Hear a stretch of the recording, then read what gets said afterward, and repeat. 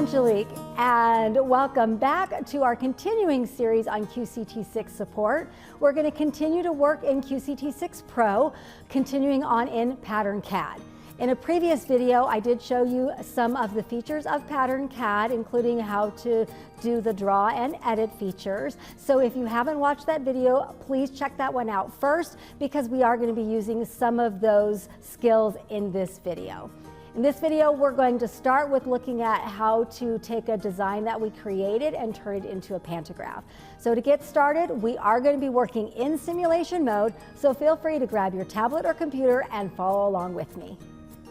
So down here, we have the preview button. And one of the first things it's going to show me is that if this is a pantograph, it is not a continuous design. And I can see that because I have this looped around like this, it can't continue from one to the next to create the pantograph. So I'm going to go back and I'm going to edit my design a little bit to make it a little bit easier for it to do that. So there's a couple things I could do. I could wrap this around if I really wanted kind of the swivel there. But just for the sake of time, I'm just going to go ahead and highlight these and delete out some of the extras, all right? I can go back to preview and take a look and again see I don't have that continuity. Now what I'm going to do is I'm going to go to Tools and I'm going to go to Endpoint Continuity, and then what that does is it splits my screen in a sense, all right? This one here in the center that you see the nodes, this is the live one. This is the one I can edit and work on to try to connect my start and my stop points. The other two are not editable, right? They're there to help guide you where these green lines are in trying to make those connections, all right? So I'm going to go back to draw, and I want to be able to connect to this one here. But I might want a little bit more of a space between the end of the E and the beginning of the L. So I can start over here doing some additional drawing, okay?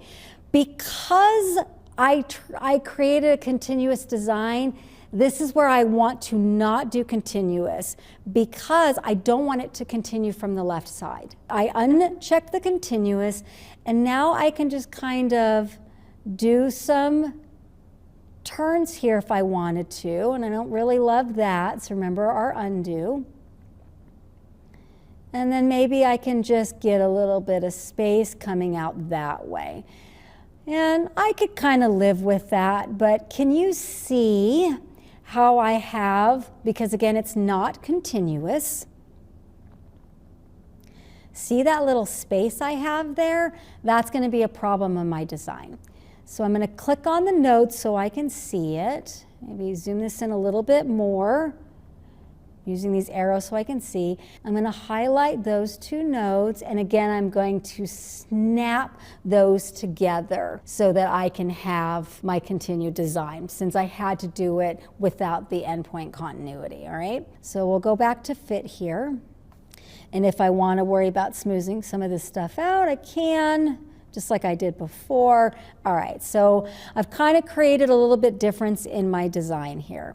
Next, what I'm going to do is I'm going to worry about this on this side as well. So I'm going to show you, I did some drawing over here, right? I'm going to put the continuous on just to kind of show you what can happen. So, oh, do you see how it created this big long line?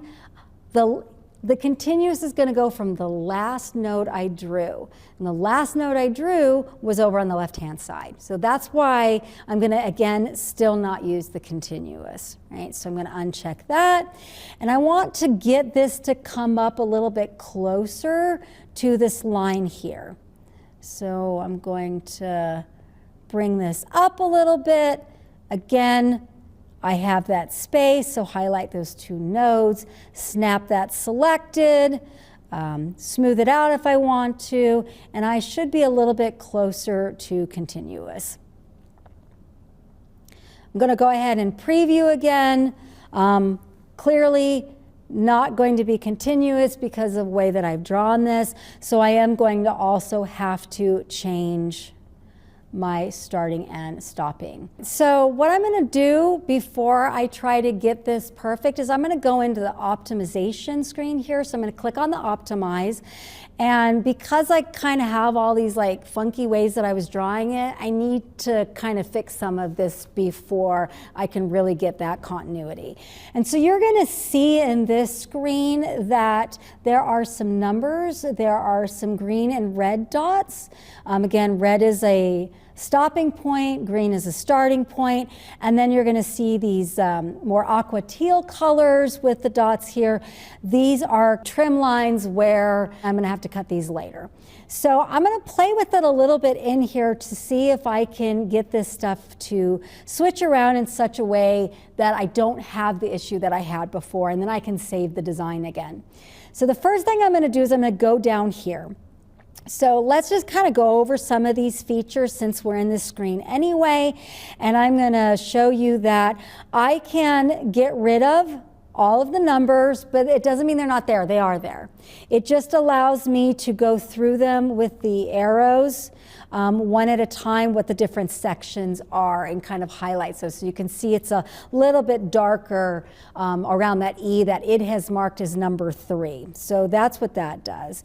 When I check it back, it gives me the whole layout of how I've confused the program to do the stitching. I can turn on or off the trim lines with the checkbox, very similar to the original screen. I can remove all. Now, you have to be careful with remove all, because remove all is going to, in this case, change them to actual stitches, and I don't want that. Right? So I'm going to undo that. I'm not going to use the remove all for this. All right. So I can also reverse my stitching. So kind of sometimes playing with these buttons will get it into a flow that it's going to work. It's not really going to. And if I want to see what it's going to look like when the machine's stitching, I'm going to use the animated. So you can see how the blue line traces over where it starts and now where it's going to end, and then it would drag and then go do number 4. So that's kind of what that gives you. I can also do check for breaks, which will help highlight any of those areas where I showed you I had to snap those ends together a little bit, those two parts. So what I'm going to do now is I don't want it to stitch this one in between 5. I actually want this to be my beginning. So I'm going to make sure that this box is on 1, and I'm going to click on the yellow circle and I get a 1 here. All right. Now it hasn't totally fixed my problem because this is still showing as a red or a stop point. So I can click on that, and now I've made that a start point. Right? So I'm getting a little bit closer into creating the flow of how the machine can stitch this. Right? So that's 1. So it's switched my 2 to coming over here. Well, I don't want to stitch that next. I want to stitch this section next. So it's on 2 here. I click on the yellow dot. That turns that 2. So now that it's continuous, this whole section here is going to stitch together, right? So now my 3, I don't really want to be a 3. I want to move that to 2 again. Click on it. And now I've got the 2, right? And now I have the 3 and here. So it's getting closer. But do you see up here where I have the red and the green? So this is places where I need to go in my pattern in the other screen and kind of make those ends connect better. And I can't really do that here, but that's because I have my breaks checked here, all right? So I want to save this because I have fixed on how it's going to stitch this. And in this case, I'm going to override this one here and hit save. And just like anything that when you're saving a file, it will warn you that you're overwriting it. I'm going to click OK. I'm going to come back here. So let's zoom in and fix those 2 points where it looks like we've lost our continuousness. So we'll just kind of delete out some of these little excesses here. And sometimes I find it helpful to grab a node. I just have a little too much here. So I can just kind of get rid of some of the duplication. And now I can snap these 2 ends together. And so grabbing and moving them really kind of helps me get rid of some of that overlap and find it. So I'm just going to continue to fix this and snap these two together. All right, we'll fit this back. I'll do a quick save, and then I'm going to peek in my optimization here and see if that's kind of helped. And now you can see I have one smooth design. So if I wanted to place this on just a block, it's ready to go, right? It's going to start and stop and it's done. But I want to turn this into a pantograph. So I'm going to hit cancel. And now what I'm going to do is, now that I've kind of made those adjustments, again, I can go to the preview. You can see I'm still not continuous, but you can see I'm pretty close, right? So I am going to go into that tool again, do the endpoint continuity, zoom out so I can see where there might be some issues. I can zoom in on those corners and see, do I need to add anything or can I just snap these together? Looks like if I snap them together, I'm gonna get kind of a point. I don't really want a point. Over on this side, move it over and see if I can add just a little bit more to my drawing. What I think I'm gonna do first is I'm just gonna cut some of these out and I'll go back to my draw and I'll kind of bring my nodes down a little bit. And let's just see if I can kind of get this a little bit closer to connected. And I kind of like that a little bit better, so I can, again, fit it, see how it's looking. And I don't mind the little loopy thing that's happening there. I'm okay with that. And so you can see that I have different start and stop points. So I'm going to zoom this in, and I've got this one here. And so what I'm going to do now is I'm going to snap my ends. So what this is going to do is going to take my start point and my stop point and snap them together. And I have two choices. I can snap the vertical components of the points together. What that means is it's literally going to stitch from one end to the next. What I really want to do is I want this stop to connect to the next start, right? So to do that, I hit the snap ends, and this time I'm going to hit the yes, and now that's going to create that continuous design. So my end point will then begin the start of the next one.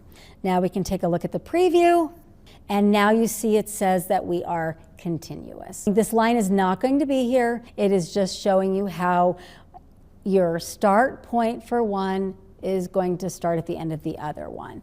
And so now we can, play with those rows and how we want it to go, stagger it if we want to stagger it, and just kind of have some fun with the placement, right? So that's going to create the pantograph. And from this screen, I could go straight into quilting if I was connected, and this is where it will go through the process of having you set your safe area and all of that. So I'm not going to do that right now, but we'll go into the placement, and then you do all the things that you would want to do to place your pattern. And so now we're going to take a look at some of the other drawings that you can do with mirrors first. So I'm in the draw screen here, and you have like node spacing, and if you want something to be double-sided, the checkbox here. But you also have these quick mirrors. So I'm going to start with the horizontal, so you can see how I can mirror that. Let's try horizontal 2. So horizontal 2, you'll notice, has two lines. It's one long line, as you can see here, and one is darker and one is lighter. And I can start to draw, and you can see how it is mirroring on both sides. So it's also, because I had the button checked, it mirrored on this side. Because I have the horizontal 2 checked, it also mirrored on this side. We have vertical and horizontal. So again, you can see that I'm drawing on the side that has the darker line when I'm doing that, going back into the patterns. You can use splines and arcs. I'll go ahead and click this as a continuous line, and I can draw this. And so because I want it to mirror both sides, I get a double line here. I can go into the edit, and I can pull the one side, and you can see how I'm creating these different shapes as I'm kind of playing with it and trying to connect them. And of course, I can always do the nodes and snap the nodes together as I kind of finish the different mirrorings. So definitely play with all of the options that are available so that you can create, you know, diagonals if you want. You know, just kind of see how that is coming up with stuff and how it just follows what you're doing on the other side. Let me clear this out. You can do, the matrices are kind of fun in that if I want to kind of select a pattern, maybe I use this leaf star here, I can kind of see how it would try to overlap to put all those things in there and create something fun and funky. And you can work with the sizing so that you can get more of a look that you want. Let's do some jumbos and see if we can get these to move. And just kind of maybe rotate. All these little same features are in here as you are playing with the mirrored types. All right, stagger. Again, if I want to draw my own thing, maybe I create some of those things, and you can see how it's now mirroring that same pattern in a staggered way along there. So you can really come up with some very creative things to do as you're doing mirroring. I really like the easy.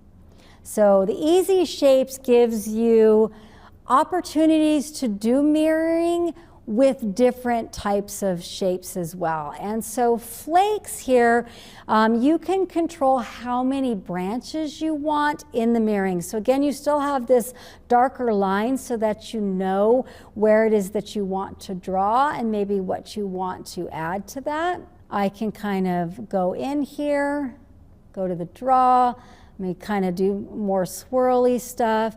And it's just kind of fun because it's going to mirror that drawing and try to connect it on the other side. And once I've got kind of what I want, I go back to using those snap ends or snap selected to really smooth out the overall look of it. With the easy snowflakes, you can also control the branches. So maybe I want a 4 or I want an 8 in my drawing. I can do that. Maybe I just create an arc here that I like.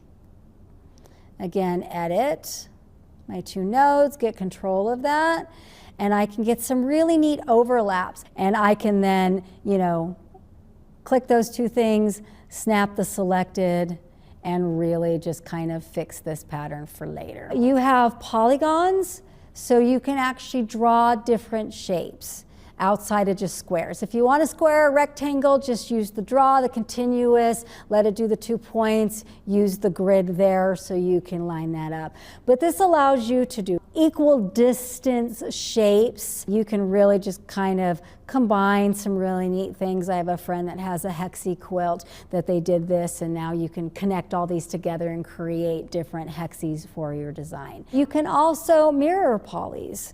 So you can kind of set this up. Your dark line here is where you're going to draw, and you can do some drawings that kind of create and will mirror inside of that shape and create something like, in this case, kind of a wonky little star. So there's just so many options of what you can do with this software.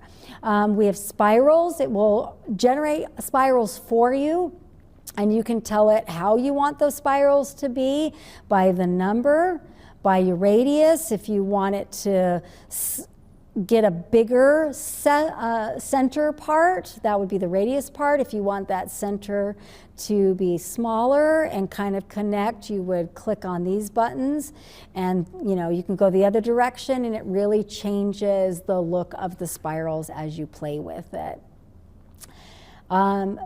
Bow ditches and hilberts, these are, you know, interesting to play with. Instead of having 2 directions, you have 3 directions that you can mess with.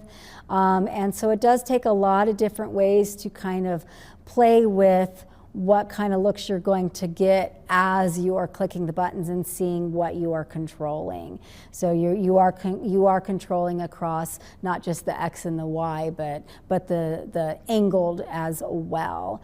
And then lastly in that, with the easy, we have the Hilberts.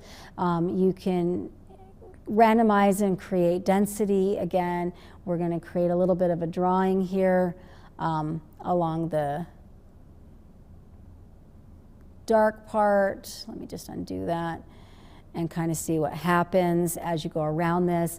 But you can change how many Hilberts that you have.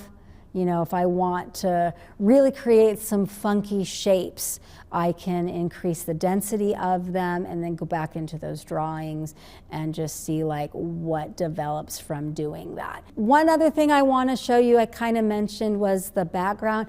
Maybe you're not a great drawer, but maybe you can trace, right? So we're going to go to the background here and we're going to load an image. And I have an image that I found on the internet, and I can fade this out. I can grayscale it, and I just kind of have to keep hitting the fade until I get it to the lightness that I want. And now I can actually do some tracing. So I try to figure out maybe where I would want to start. I get my nodes together and just kind of trace it, make sure I'm on the continuous, you know, and just kind of follow the design the best that I can and really kind of come up with it. So I've actually already did this one, so I'm gonna just kind of clear this out completely. So you do have to go to background to get rid of that image. And it got rid of my grid, so I can click that back on to get my grid. And I'm just gonna load the couple of ones that I created from this. So I did a single. You can see that was from that particular design, which we could take a look at the optimize and fiddle with to get it to go in one smooth way when we go to stitch it. So that just kind of gives you an idea there. I did a double for that here, where I actually did some additional lines in between because I took one and I mirrored it. I flipped it over on the other side by copying it, mirrored that image a little bit, and now I could have something that stitches all the way across in a block where I have those two. I also did the blooms here, and I haven't added anything in between. So I actually have two separate things that are going to stitch out, number one and number two here, and I could flip-flop those and put it on a block or however I want to do it. So that just gives you an idea how you can take something and trace it and turn that tracing using some of those other features to get that continuousness and turn that into a quilt design. So if you're more comfortable drawing on paper maybe and then importing that into this feature, you can. And then just because I said I would kind of go a little bit more on how you would actually place this, is just a little bit of refresher. Let's say I want to place this design. I would go into quilt. It's going to ask me to save my design. Go ahead and just save over that because I'm good with it.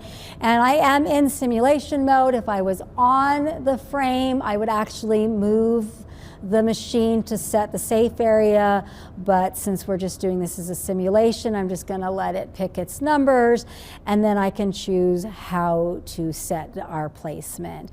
And basically, we would use the needle, but since it's in simulation, I can just click wherever based on this and say, okay, I want it to be here, and I can move it, and then maybe I want the next movement to be over here, and so on and so forth. And then clicking on those nodes, get the shape that I want for that placement. I'm gonna leave it a little wonky. Let's say it's a wonky block. And then do I wanna stretch it to fill in that block? I can by clicking that there, or I can do the fit. I kinda like that stretch for the funky blocks, so I'm going to do that. I can flip it either way that I want it. I think I'll leave it the original way I had it. I can rotate and size all these things we've kind of looked at here. And then I just go into Quilt and go through that process of setting it up, and it's ready to go. Well, I think between the two videos, we've given you a great overview of how to use PatternCAD, so you should feel inspired to start creating your own stitching designs. In the next video, going over Pro features, we're going to look at the record feature, and I'm going to show you how you can draw out designs using that, either in simulation mode or directly on a quilt. And I'll do some real stitching for you to show you how it all works. In the meantime, if you have any questions about PatternCAD, feel free to reach out to our tech support at support@graceframe.com. Please join me for that next video, and until then, like and subscribe to our YouTube channel.